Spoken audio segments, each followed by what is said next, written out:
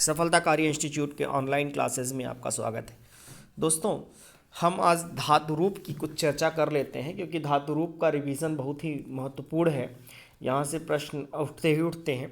दोस्तों, सबसे पहले हम बात करते हैं धातु संज्ञा की। तो धातु संज्ञा का जो सूत्र है वह है भूवादयो धातवः। क्या है? भूवादयो धातवः, या ऊपर लिखा हुआ है भूवादयो धातवः। इसको याद रखिएगा। अगर पूछ लिया धातु संज्ञा का सूत्र क्या है तो आप क्या बताएंगे? भूआदयो धातवः। ठीक है, क्रियावाचक भू आदि धातुओं की भू आदि की धातु संज्ञा होती है। ठीक है, और पाणिनि आदि ग्रंथों में लगभग 2000 धातुएं दी गई हैं और धातुएं 3 प्रकार के रूप चलते हैं। धातुओं के 3 प्रकार के रूप चलते हैं। पहला है परस्मैपदी। क्या है? परस्मैपदी। ठीक है, दूसरा है आत्मनेपद और तीसरा है उभयपद। ठीक है, तो दोस्तों परस्मैपद धातुओं के 3 प्रकार के जो रूप, जब आपसे पूछा जाए कि धातुओं के कितने प्रकार के रूप चलते हैं तो आप क्या बताएंगे? 3 प्रकार के। क्या बताएंगे? धातुओं के कितने प्रकार के रूप चलते हैं अगर आपसे पूछा जाए तो क्या बताएंगे? 3 प्रकार के रूप चलते हैं। पहला है परस्मैपद। क्या है? परस्मैपद। ठीक है, तो जिन क्रियाओं का फल कर्ता को छोड़कर अन्य पर पड़े, जिन क्रियाओं का फल, धातु इक्वल टू कर्ता। धातु इक्वल टू क्या होता है? क्रिया होती है। यह चीज ध्यान दे लीजिएगा कि धातु का मतलब ही क्या होता है? क्रिया होती है। ठीक है, कि क्रिया का मूल रूप ही क्या है? धातु है। तो परस्मैपद अर्थात जिन क्रियाओं का फल कर्ता पर सीधा ना पड़कर, ठीक है, कर्ता पर सीधा नहीं पड़ता है, ठीक है, कर्ता को छोड़कर अर्थात अन्य पर पड़ जाए या कर्म पर पड़ता है, उन्हें परस्मैपद कहते हैं। फिर से सुनिएगा, जिन क्रियाओं का फल कर्ता को छोड़कर अन्य पर पड़ता है उन्हें हम क्या कहते हैं? परस्मैपद कहते हैं। तो आत्मनेपद किसे कहते हैं? जिन क्रियाओं का फल सीधा कर्ता पर पड़े, जिन क्रियाओं का फल सीधा कर्ता पर पड़े उन्हें कहते हैं आत्मनेपदी। क्या कहते हैं? आत्मनेपदी। तो भैया उभयपदी किसे कहते हैं? जो क्रियाएं परस्मैपदी और आत्मनेपदी दोनों प्रकार की रूप रखती हैं, दोनों प्रकार का रूप रखती हैं, वही उभयपद होती हैं। ठीक, अर्थात वह धातुएं जो परस्मैपद और आत्मनेपद दोनों प्रकार का रूप रखती हैं वही क्या हो जाएंगी दोस्तों?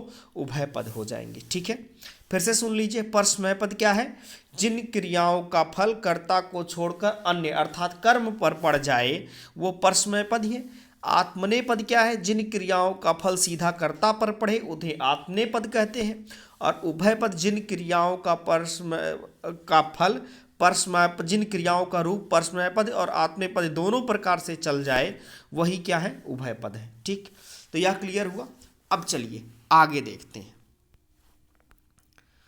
दोस्तों, बात आती है गण की। ठीक, तो गण धातुओं का एक प्रकार का विभाग है। गण क्या है? धातुओं का एक प्रकार का भाग है। और अब आपसे यहां से जो क्वेश्चन उठेगा वह पूछा जाता है कि संस्कृत में कितने गण हैं? संस्कृत में कितने गण हैं? तो संस्कृत में 10 गण हैं। संस्कृत में 10 गण हैं और लगभग 2000 धातुएं इन 10 गणों के अंदर हैं। लगभग 2000 धातुएं इन 10 गणों के अंतर्गत समाहित हैं। ठीक है, और प्रत्येक धातु किसी ना किसी गण में ही परिगणित होती है। प्रत्येक धातु किसी ना किसी गण में ही परिगणित होती हैं। तो पहला है भ्वादिगण। क्या है? भ्वादिगण, जिसमें 1035 धातुएं हैं। दूसरा है अदादिगण, जिसमें 72 धातुएं हैं। तीसरा है जुहोत्यादिगण, जिसमें 24 धातुएं हैं। चौथा है दिवादिगण, जिसमें 140 धातुएं हैं। पांचवा है स्वादिगण, जिसमें 35 धातुएं हैं। छठवां है तुदादिगण, जिसमें 157 धातुएं हैं।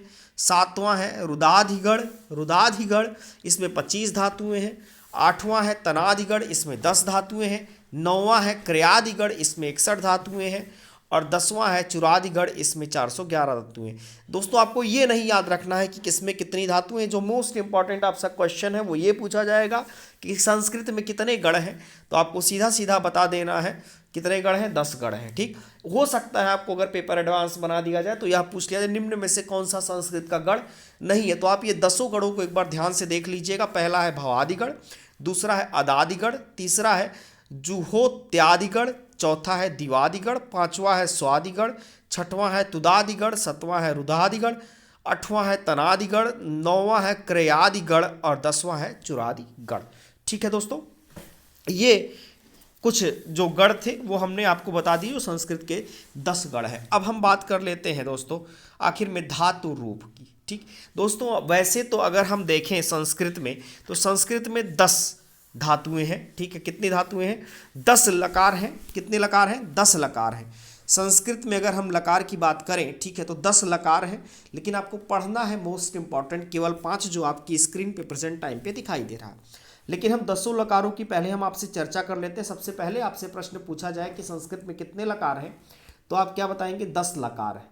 और अगर आपसे पूछ ले ऋकार कितने के कितने भेद हैं, तो ऋकार दोस्तों वो ई आ ई उ री वाला ऋकार होता है, तो ऋकार के 12 भेद होते हैं, वह आप चले जाएंगे, ठीक है, वर्णमाला में। लेकिन यहाँ अगर पूछा जाए लकार, तो लकार के कितने भेद होते हैं? केवल 10 भेद हुए हैं लकार के। ठीक है, लकार 10 हैं। तो कौन कौन से ध्यान दे लीजिएगा। पहला लट लकार अर्थात वर्तमान काल, लट लकार अर्थात वर्तमान काल। दूसरा है लिट लकार अर्थात अनद्यतन परोक्ष भूतकाल, अनद्यतन परोक्ष भूतकाल। तीसरा है लुट लकार, तीसरा क्या है? लुट लकार अर्थात अनद्यतन भविष्यत काल। चौथा है लिट लकार अर्थात सामान्य भविष्यत काल। आपको यह पढ़ना है, लिट लकार अर्थात सामान्य भविष्यत काल। ठीक, छठवां है लोट लकार, प्रेरणा या फिर आज्ञा के अर्थ में आपसे पूछा जाता है कि प्रेरणा या आज्ञा के अर्थ में कौन से लकार का प्रयोग होता है, तो लोट लकार। यह भी आपको दोस्तों पढ़ना है। ठीक, सातवां आता है लंग लकार। सातवां कौन सा लकार आता है? लंग लकार अर्थात अनद्यतन भूतकाल, अर्थात कौन सा काल? अनद्यतन भूतकाल दोस्तों। ठीक है, इसको भी आपको पढ़ना है। ठीक, आठवां आता है लिंग लकार। आठवां क्या आता है? लिंग लकार, या फिर हम ये कह दें विधिलिंग। लिंग लकार के 2 भेद होते हैं, विधिलिंग और आशीर्लिंग। विधिलिंग अर्थात विधि, आमंत्रण, निमंत्रण, प्रार्थना और चाहिए के अर्थ में प्रयोग होता है। आशीर्लिंग आशीर्वाद के अर्थ में।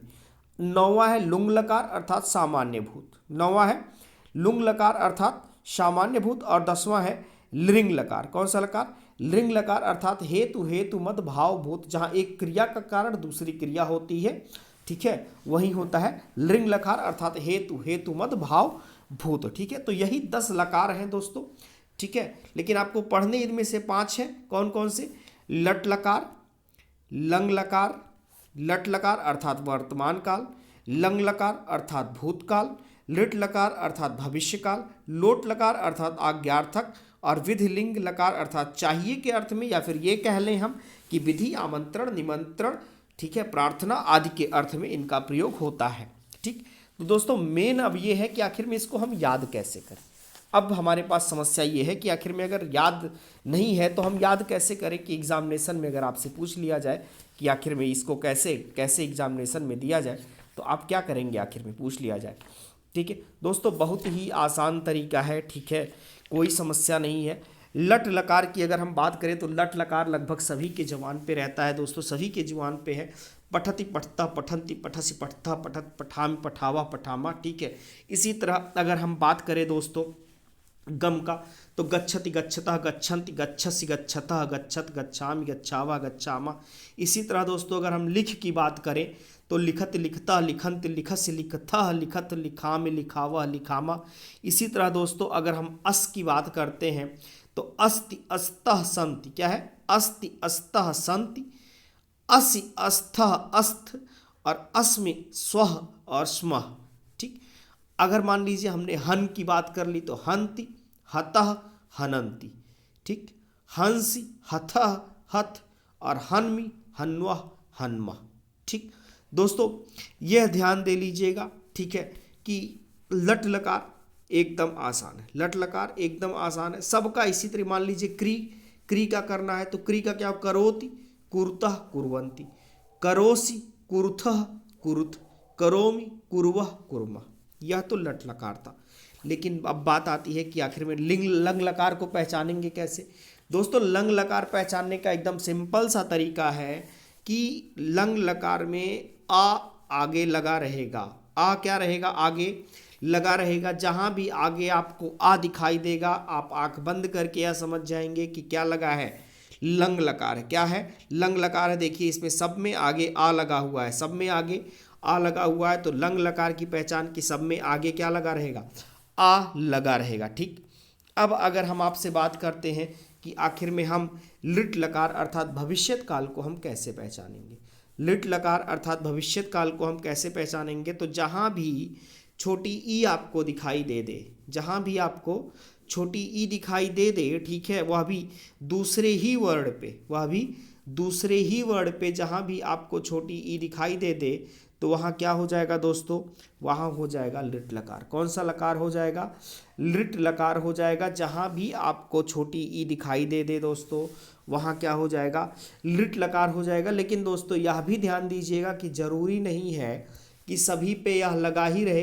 कुछ जैसे धातुएं ऐसी हैं जिन पे यह नहीं लगता है, जिन पे नहीं लगता है। जैसे अगर हम दृश्य की बात, दृश्य धातु की बात करें तो दृच्छति, दृच्छतः, दृच्छन्ति, क्या है, दृच्छत, दृच्छतः, दृच्छन्त, दृच्छस्य, दृच्छतः, दृच्छत, दृच्छामि, दृच्छावा, दृच्छामा। ठीक, तो दोस्तों कुछ धातुएं ऐसी भी हैं जिस पे यह नहीं लगता है, लेकिन यह मान के चलिए कि 50-60% धातुओं पे, ठीक है, छोटी ई की मात्रा आपको लगी रहेगी। इसी से आप पहचान लेंगे कि जैसे मान लीजिए पठिष्यति, पठिष्यता, पठिष्यन्ति, पठिष्यसि, पठिष्यतः, पठिष्यत, पठिष्याम, पठिष्यावा, पठिष्यामा। इसी तरह अगर मान लीजिए आपको दे दिया कि आप बताइए लिख का, तो लेखिष्यति, लेखिष्यतः, लेखिष्यन्ति, लेखिष्यसि, लेखिष्यथः, लेखिष्यति, लेखिष्याम, लेखिष्यावा, लेखिष्यामा। ठीक है दोस्तों, इसी तरह मान लीजिए हमने आपसे कहा कि लोट लकार, आखिर में कैसे पहचानेंगे कि लोट लकार है। तो दोस्तों लोट लकार में एक चीज़ एकदम साफ समझ लीजिए कि लोट लकार में ऊपर आपको कहीं कोई मात्रा दिखाई नहीं देगी। लोट लकार पहचानने का एकदम सिंपल तरीका है कि लोट लकार में ऊपर आपको कहीं कोई भी मात्रा दिखाई नहीं देगी कभी भी। अगर एक भी मात्रा ऊपर नहीं है तो यह समझ लीजिए कि वह क्या हो जाएगा दोस्तों, लोट लकार हो जाएगा। और अगर मान लीजिए आपसे कहा जाए कि विधिलिंग, तो दोस्तों विधिलिंग का एक ही चीज़ है कि विधिलिंग में जहाँ भी रहेगा वहाँ ऊपर आपको एक चोटी दिखाई देगी, अर्थात एक मात्रा दिखाई देगी हमेशा। ठीक है, मान के चलिए कि यह भी 60% 70% केसेस में दिखाई देंगी। विधिलिंग में एक मात्रा ऊपर जरूर दिखाई देगी। ठीक है, जैसे मान लीजिए आपसे कहा पठेत, पठेताम, पठेयु, पठे, पठेतम, पठेत, और पठेयम, पठेयो, पठे। ठीक है, इसी तरह मान लीजिए हमने आपसे कहा दृश्य, तो पश्येत, पश्येताम, पश्येयु, पश्ये, पश्येतम, पश्येत, पश्येयम, पश्येयो, पश्येम। ठीक है, तो ऊपर जब भी आपको एक चोटी दिखाई दे तो वह कौन सा लकार हो जाएगा दोस्तों, यह हमेशा जान लीजिएगा कि वह लकार कौन सा होगा, कि विधिलिंग लकार होगा। कौन सा लकार होगा, विधिलिंग लकार होगा। लेकिन अब समस्या यहाँ ये है दोस्तों कि आप आखिर में पहचानेंगे कि कैसे प्रथम पुरुष, मध्यम पुरुष और उत्तम पुरुष है। ठीक, तो देखिए हमने आपको एक सीट इसके आगे अवेलेबल करा रहे हैं, ये देखिए। ठीक, तो देखिए इसमें दोस्तों विधिलिंग में लगा क्या है, एक वचन में त लगता है, द्विवचन में ताम लगता है, और बहुवचन में युह लगता है। क्या लगाता है, युह लगता है। ठीक है, यह प्रथम पुरुष की बात हो गई। मध्यम पुरुष में अगर हम बात करते हैं तो मध्यम पुरुष में क्या लगता है, मध्यम पुरुष में केवल एह लगता है, ए की मात्रा लगती है और विसर्ग लगता है। ठीक, इसके बाद पठेतम, ठीक है, क्या लगता है, तम लगता है, फिर क्या लगता है, तह लगता है। उत्तम पुरुष में क्या लगता है, देखिए एयम लगता है, एव लगता है और एम लगता है। लट लकार में देखिए दोस्तों, हम ऊपर सबसे चर्चा करते हैं। लट लकार में देखिए प्रथम पुरुष में ती लगता है, तह लगता है और अंति लगता है। मध्यम पुरुष में देखिए सी लगता है, थह लगता है और था लगता है। और उत्तम पुरुष में देखिए आम लगता है, आवह लगता है और आमह लगता है। ठीक, ठीक इसी प्रकार देखिए हमने आपको लंग लकार बताया था कि आगे आप आ देखते चले जाइए। देखिए केवल आ लगा हुआ है, तो आ अगर लगा हुआ है दोस्तों तो वह कौन सा हो जाएगा, लंग लकार हो जाएगा।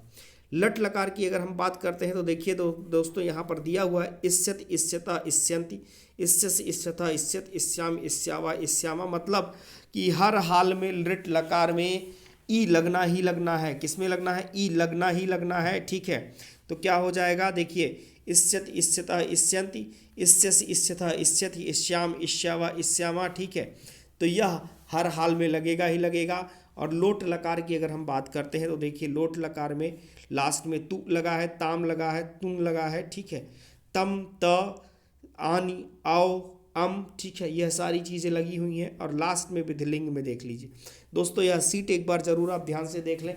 और अगर आपने कहीं यह रखा हुआ है, ठीक है, आपके पास लिखा हुआ है रूप, तो रूप को देखें और इस सीट को देखें। और इसके बाद आप पहचान जाएंगे रूपों को अच्छी तरीके से। ठीक है दोस्तों, अगर नहीं समझ में आया तो भी बताइएगा दोस्तों, फिर से एक बार समझाऊंगा। ठीक है, तब तक के लिए दोस्तों धन्यवाद।